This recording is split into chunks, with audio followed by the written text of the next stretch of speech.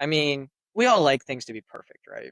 It's just innate in us. We want to do the absolute best that we can possibly do all the time. I mean, that's fine. It's a fairly normal thing. If you came to my video from the short, then you'll notice at the end of that short, it wasn't even intentional, to be honest with you. I wound up scratching my nose like this when I asked you to come see this video, and I'm kind of proving a point there too. I could have edited that out, but I didn't. And why is that?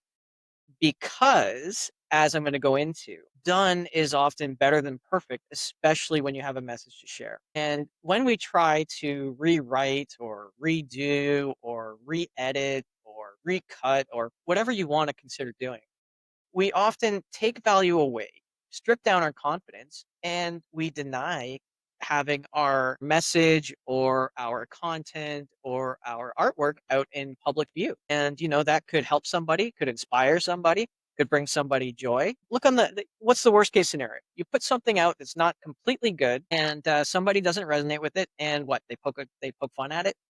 Like I'm sure I'm sure if you go to that other video, I'm gonna have comments like, "You scratched your nose. What are you thinking? Why didn't you edit that?"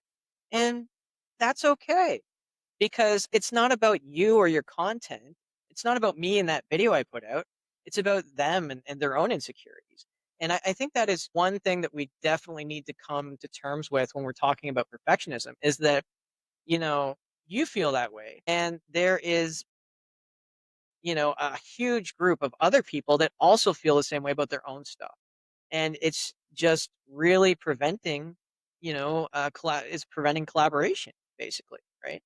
So I'm going to give you 3 tips today that you can implement so that you can start to get over this hump of perfectionism. So the first hump in perfection, and hey, there we go. I would normally edit this out. My emotional support chihuahua just decided to scratch herself and wake up, and I'm sure that you might hear that in the video. So and that actually goes right into my next tip here, which is adopt the 80% rule. What is the 80% rule? Well, good enough rather than perfect. So, I mean, if you can get to a spot where you can say that it's 80% done, that is good enough to give it a first run in a lot of cases. Because nothing's ever really perfect. Nothing can ever be perfect. I mean, it's just not possible. And perfect is also very subjective, right? So my perfect isn't the same as your perfect. I mean, my 80% might be good enough to be your perfect. In fact, I run into a lot of that with my podcasting. I don't feel that the podcasts I put out are 100%, like usually ever. I don't think there's ever been a podcast I've done where I've felt 100% that it was perfect, right? And yet, when I talk to the hosts or I talk to the guests, for them, a lot of times it is perfect, you know? So there's that disparity in, perceived perfection as well. So how can we strive for something that not only truly doesn't exist in nature, but that also is different for everybody? So definitely the 80% rule is a good place to start if you want to start overcoming perfectionism. The other thing for overcoming perfectionism a lot of the times is we tend to overwork it, right? This happens in the web development space a lot. This happens in programming a lot. This happens in art a lot. It happens in writing a lot, where we have deadlines and we ask for extension on deadlines because oh, I just need one more tweak and then I'll submit that manuscript. Oh, just one more tweak and the user experience will be perfect. Oh, just one more tweak and I'll get that eyebrow just right on that character I'm drawing, right? So you really want to set mini deadlines for yourself on these types of projects because by breaking them down, it makes it easier for you to get closer to perfect. Notice I don't say get it. I say get it closer to perfect in your eyes than the whole. So let me give you an example. So if you're drawing a happy face, and this is this is super, it's just random. I picked it. So the first step you want to do is draw the circle, right? Now, we could get stuck on that drawing circle and we could want to make that perfect circle, right? But if you set a mini deadline on that, let's say you want the happy face done by today. You want to give yourself a timer of about 3.5 minutes for every aspect, right? Because you've got the circle, you got the two eyes, and you got the smile. Now, this is an oversimplification, but this can be applied to pretty much any project you want to think about. So, if I set a timer for 3.5 minutes on that circle, and I draw the circle and I'm not happy with it, I'll erase it, I'll do it again. But at the 3.5 minute mark, I'm either going to be at the 80% where it's going to be acceptable, or I'm just going to move on and say, okay, chalk it up to I need more practice drawing circles. That's essentially it. Then you move on to the eyes and do the same thing. Move on to the smile, do the same thing.